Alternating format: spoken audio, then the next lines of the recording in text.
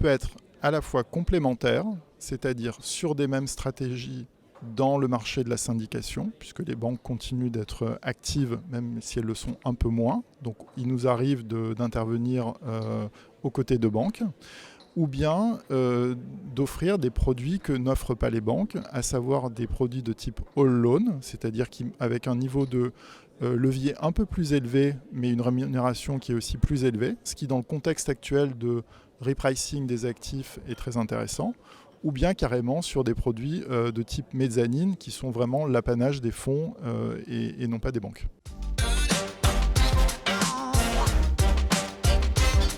Sur les stratégies, on a 3 grandes stratégies immobilières. Les stratégies core, donc sur des immeubles qui sont loués, stabilisés, bien placés. Donc là, qui sont plutôt l'apanage d'investisseurs, enfin de banques, ou d'investisseurs qui cherchent des produits relativement peu risqués et donc peu rémunérateurs. Ensuite, Core Plus, qui est un peu une extension, c'est-à-dire quand on a un peu de travail d'asset management. Et puis le dernier créneau, là où nous intervenons, qui est le créneau du value add, donc qui consiste en fait en la restructuration lourde ou le développement de nouveaux actifs.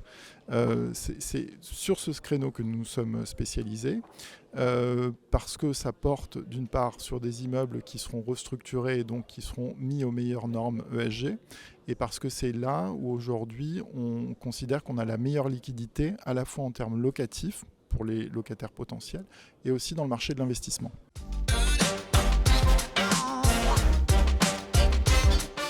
Alors je dirais déjà sur le contexte de marché, on parle beaucoup de crise immobilière, mais il faut savoir qu'aujourd'hui, le contexte est extrêmement porteur pour les fonds de dette et pour les prêteurs immobiliers, puisqu'on est sur des valeurs qui ont été revues à la baisse, donc qui sont plus sécurisantes pour nous, et deuxièmement sur des niveaux de marge qui sont historiquement élevés. Donc les rendements que l'on peut offrir aujourd'hui aux investisseurs sont très élevés.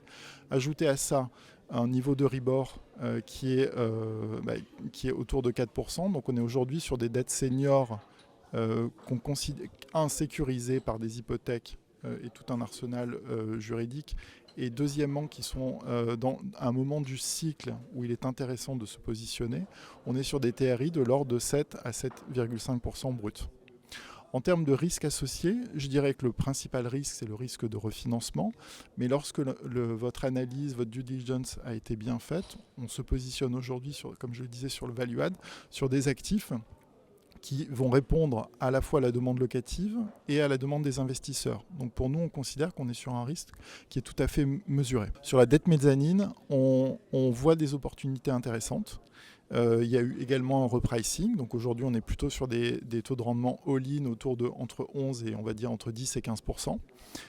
Sur des niveaux de valeur aussi, alors il s'est passé 2 choses, c'est que les points d'ancrage de la dette ont baissé, donc là où précédemment on avait des mezzanines qui pouvaient monter jusqu'à 80%, aujourd'hui on est plutôt sur des niveaux entre 60 et 70%, donc on a baissé le niveau de levier, et deuxièmement on a baissé, si vous voulez, la valeur, la dette au mètre carré, qui est un élément important dans notre analyse, a également baissé puisque les niveaux de valeur ont baissé. Donc d'un point de vue du cycle, c'est un moment de cycle, un moment de marché qui est très intéressant pour les prêteurs.